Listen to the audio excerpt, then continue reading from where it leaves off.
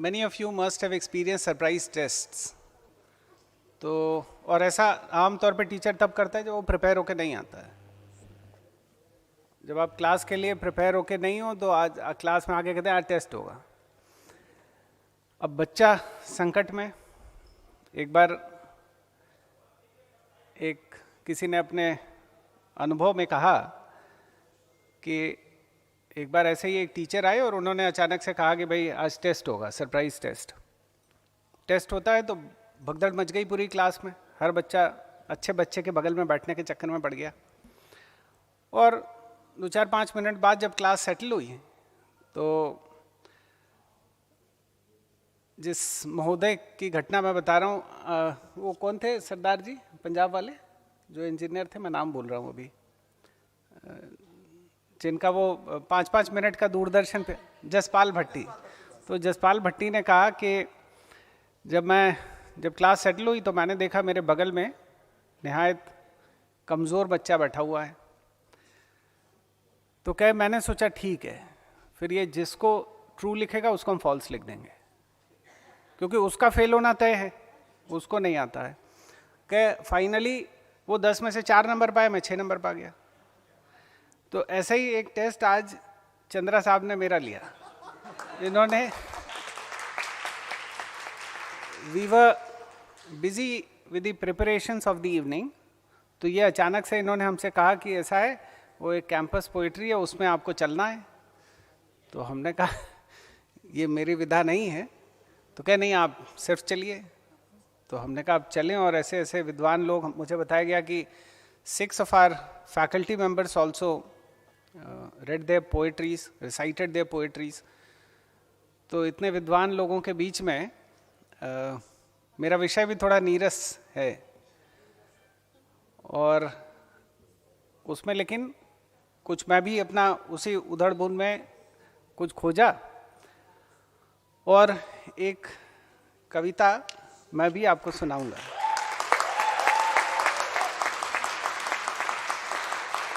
लेकिन ये सशर्त इसलिए है कि आपको मालूम है जीवन के अलग अलग पड़ाव पे हिंदुस्तान में हर व्यक्ति कवि होता है.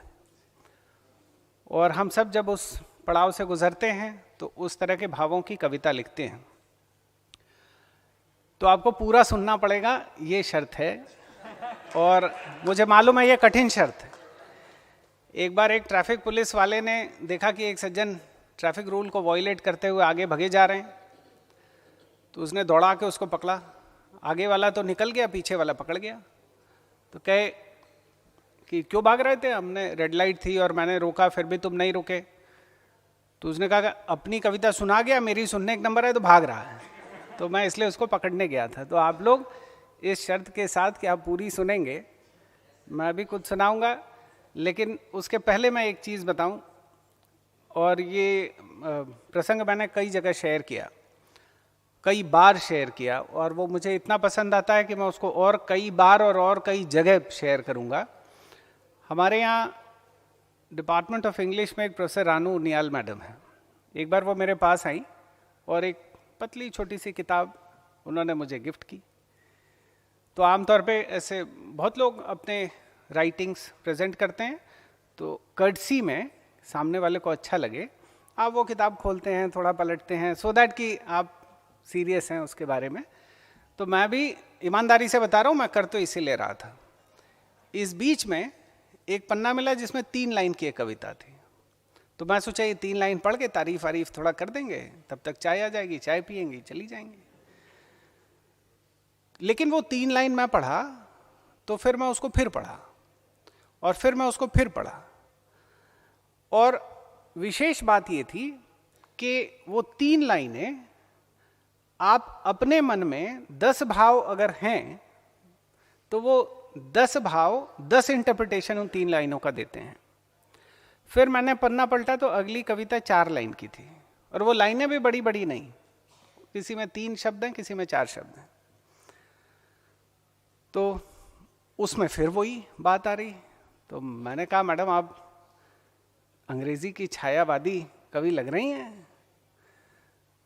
तो उन्होंने फिर अपने कुछ अकम्पलिशमेंट्स बताए और वो जान के मुझे लगा कि इस विश्वविद्यालय में बहुत नॉन लिटरेरी जीनियस हैं। तो मॉरल ऑफ द स्टोरी ये है कि कविता सिर्फ इमोशंस का वर्बल कन्वर्जन नहीं है, वर्ड्स में उनको भाव को कन्वर्ट करना ही कविता नहीं है। बहुत बार हम लोग रिदमिक कन्वर्जन कर देते हैं। आपकी कोई फीलिंग आती है, कभी 8-9 रस हैं, तो अलग अलग रसों में जब आप अलग अलग भावों में होते हैं उसको रिदमिक कन्वर्जन कर दिया और हमने कहा ये सब कविता हो गई। अच्छी है वो कविता, है बिल्कुल है, लेकिन ये कविता प्रोफेसर रानू उनियाल नहीं बना सकती। तो जिसको भी अवसर मिले, मुझे लगता है लाइब्रेरी में होगी, और नहीं होगी तो मुझसे भी मांग के पढ़ सकते हैं आप लोग, पढ़िए। और शब्द बहुत जटिल नहीं है लेकिन भाव बहुत गहरे हैं। तो मैं तो एक सिंपल सी, मेरा विषय भी दूसरा है, लेकिन कभी हमने भी लिखी, मेरे लैपटॉप में एक ये मुझे मिल गई तो मैं इसको आपको सुना रहा हूँ। और जैसा सशर्त मैंने कहा कि इसको आपको पूरा सुनना पड़ेगा, एक ही पेज का है वैसे। तो ये, और एक प्रसंग और बताऊं, मुझे टीचिंग की पहली नौकरी कविता सुना के मिली थी। ये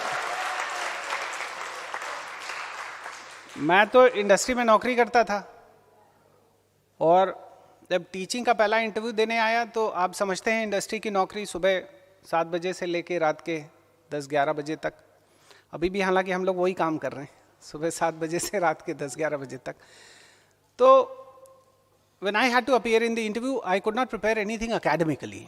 तो और फ्रेश MBA करके इंडस्ट्री में गए थे और वहीं से चले गए थे इंटरव्यू देने। तो इंटरव्यू तो खैर जो हुआ सो हुआ।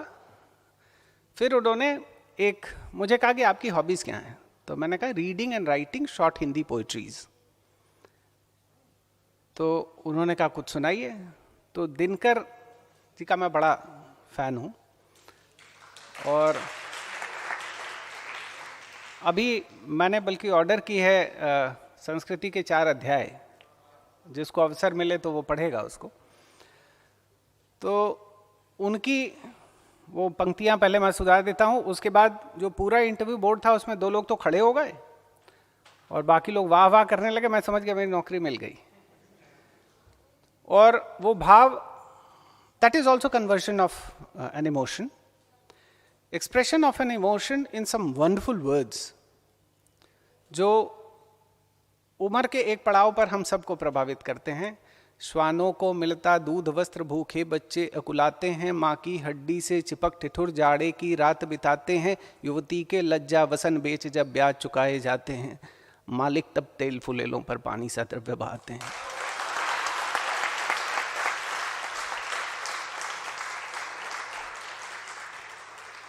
और ये सत्य है समाज का, लेकिन ये सत्य थोड़ा सा जटिल है। इसको लिखना, इसको सुनना और इसको स्वीकार करना, ये तीनों समाज का एक स्याह पक्ष है और लेखनीय सत्य भी है। तो ये सही है कि इसका 0.001% भी हम जैसे लोग तो, मतलब मेरे जैसा आदमी तो नहीं लिख सकता है, लेकिन ये सही है कि हम इंस्पिरेशंस बहुत जगह से ड्रॉ करते हैं और बहुत सारी चीज़ों को देखना अपने आप में, सुनना पढ़ना अपने आप में कक्षा अटेंड करने के बराबर है। अब फिर वही सशर्त कविता चंद्रा साहब के विशेष आदेश पर। संबंध मेरा रिलेशनशिप मैनेजमेंट सब्जेक्ट है और मैंने कई किताबें उस पर लिखी जो कई देशों में बहुत प्रचलित हुई, और लेकिन एकेडमिकली अपने को इस्टेब्लिश करने के लिए हम लोग उसको कॉम्प्लिकेट करते हैं। तो हम लोगों ने सिंपल पहले कंसेप्शन के बाद उसका मैथमेटिकल फार्मूलेशन, जब तक आप मैनेजमेंट में ना करिए तो कोई आपको गंभीरता से नहीं लेता, तो उसके हमने मैथमेटिकल इक्वेशंस बनाए, उसके और जटिल मैथमेटिकल इक्वेशंस बनाए, फिर उसके एल्गोरिथम्स बनाए। लेकिन relationship management is an area जिस पर मैं इतने वर्षों से रिसर्च कर रहा हूँ। तो एक उसी संबंध रिलेशनशिप के ऊपर एक छोटी सी कविता। संबंध सिर्फ स्वार्थपरता का प्रतिफल नहीं होता है। प्रेम सिर्फ शरीर की प्यास मात्र नहीं है। नशा सिर्फ मादक पदार्थों का ही नहीं होता है।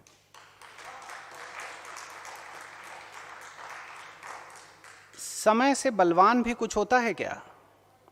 वो जो कल तक जीवन का आधार स्तंभ था, वो आज कुछ भी नहीं होके रह जाता है। वो सारे सुख जो कल तक बहुत लुभाते थे, आज वेदना का कारक बन जाते हैं। वो सारे आदर्श जो कल तक जीवन मूल्य परिभाषित करते थे, आज किताबी दर्शन हो जाते हैं। काल अपने साथ कितनी सारी चीजें बदल देता है। क्या भविष्य भी अतीत की तरह बदला जा सकता है? क्या निर्दोष वर्तमान व्यक्ति की व्यावहारिकता का मुजरिम हो सकता है? क्या अंतस के भाव बदलने की चिकित्सा प्रणाली सबको उपलब्ध नहीं हो सकती है? इठलाती नदी, बहती हवा, चहकती चिड़िया जैसे मूल शब्द कहीं खो से गए और उनका स्थान पुस्तकालय से निकले उन शब्दों ने ले लिया जो मस्तिष्क से निकले थे, मन से नहीं। अतः वो मस्तिष्क तक ही पहुंचे, मन तक नहीं। इसीलिए संभवतः संवाद अधूरा रह जाता है, अतार्किक, अस्पष्ट, अपूर्ण। धन्यवाद।